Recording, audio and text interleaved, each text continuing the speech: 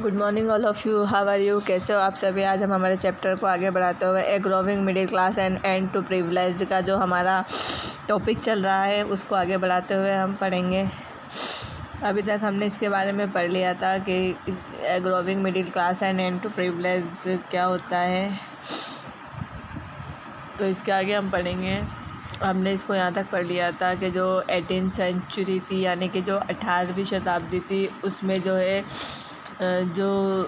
Social group बने, यानी कि जो छोटे छोटे ग्रुपों का उदय हुआ, उसको जो है मिडिल क्लास के नाम से जाना जाता था, जिसमें जो है व्यक्ति जो होते थे, उत्पादनकर्ता जो होते थे, वुलन और सिल्क वगैरह के द्वारा अपना जीवन निर्वाह करते थे, यानी कि इसको अपने व्यापार में यूज़ करते थे। इसके आगे हम पढ़ेंगे। Along with merchant and manufacturer, the third state include professionals such as lawyer or administrative official. Along with merchant यानी कि व्यापारी, और जो मैन्युफैक्चर मतलब कि जो उत्पादन करता होते थे, उनके साथ द थर्ड स्टेट जो तीसरा वर्ग जो होता था, तीसरी संपत्ति में जो लोग होते थे, प्रोफेशन सच एज लॉयर और एडमिनिस्ट्रेटिव ऑफिशियल, यानी कि जो व्यापारी और मैन्युफैक्चर यानी कि जो उत्पादक होते थे, उत्पादनकर्ता होते थे, उनके साथ तीसरी संपत्ति में वकील या प्रशासनिक अधिकारी जैसे पेशेवर शामिल थे, यानी कि थर्ड स्टेट में ये लोग आते थे।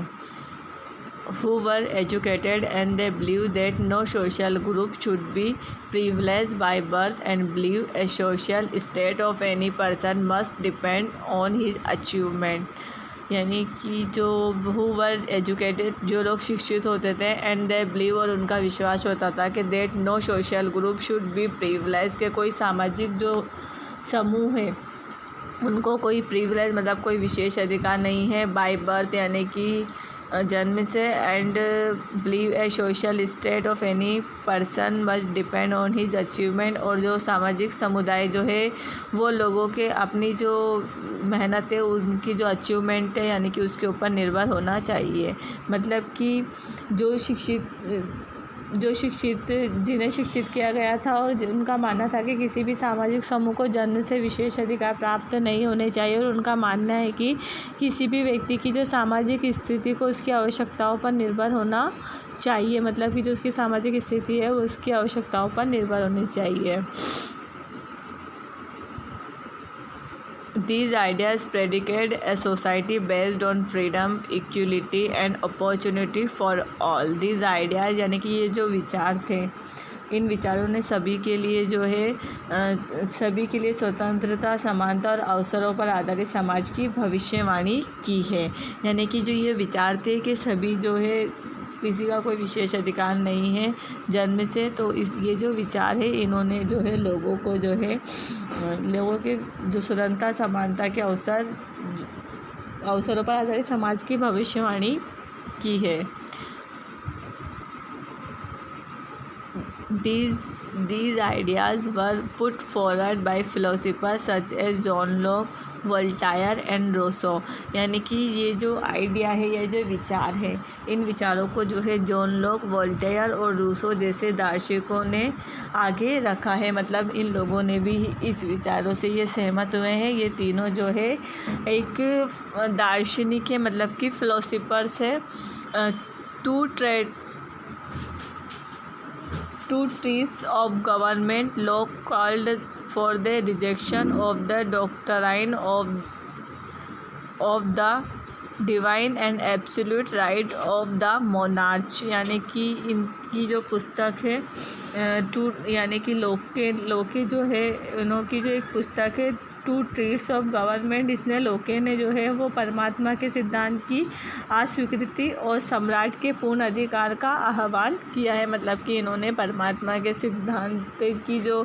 सिद्धांत है उसको अस्वीकृत किया है, उसको नहीं माना है, और इन्होंने जो है जो सम्राट है उसका पूर्ण अधिकार का आह्वान किया है। Jean Jacques Rousseau support his ideas by proposing a form government based on a social contract between people and their respective, यानी कि जो रूसो है, जीन जैकस रूसो का नाम पूरा जीन जैकस है, तो जीन जैकस जो रूसो है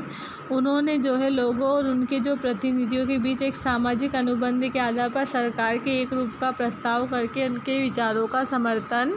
किया है। यानी कि लोगों के बीच जो है लोगों और उनके जो प्रतिनिधि है उनके जो बीच है एक सामाजिक अनुबंध के आधार पर, यानी कि एक सामाजिक सोशल जो एक अनुबंध है उसके आधार पर जो है सरकार के एक रूप का प्रस्ताव करके उनके विचारों का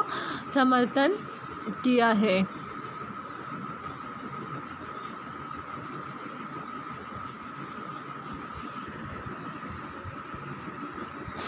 इसके आगे हम कल पढ़ेंगे। इसके आगे जो थोड़ा पैराग्राफ हमारा बचा हुआ है तो इसको पढ़ने के बाद ये जो हमारा पैराग्राफ है ये कंप्लीट हो जाएगा। इसको हम कल कंप्लीट कर लेंगे। जितना हमने आज तक पढ़ा है उसको आपको रिवाइज़ करना है और PDF